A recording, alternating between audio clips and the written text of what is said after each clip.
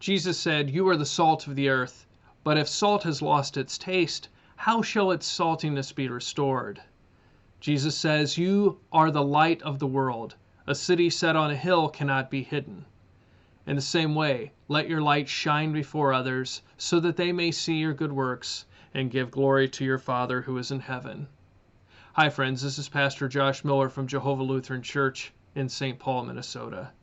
We've been talking about how Jesus calls us to be disciples for life and what it means to be his disciples, as he expresses to us in his words in the Sermon on the Mount.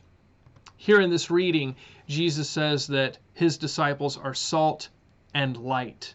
Salt flavors things, and light shines so that darkness can be dispelled and people can see. And when Jesus said his disciples are salt and light, he wasn't just speaking to the 12 original disciples he had right there in front of him. He's speaking of us too.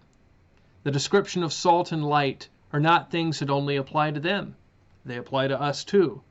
They're not just ideals that we aspire to, like we try to be salt and we try to be light. They're not goals that we have to work towards. They're descriptions. Jesus says, you are salt. You are light. Not you should be salt, not you should be light. Jesus doesn't say should. Jesus says are. So when Jesus says that we are the salt of the earth and the light of the world, he's saying what is already true about us, what is already going on with us as his disciples. And we are his disciples. We have been called to be disciples of Jesus through holy baptism. When we were baptized, we became Jesus' disciples. So now when Jesus says, you are salt and you are light, we are. So what does it mean to be salt on the earth? The salt of the earth means that we're different from the rest of the world. We give flavor to the world. You know, our world has a really bitter taste to it. It has so much strife and violence and discord, and we bring the peace of God found in Jesus.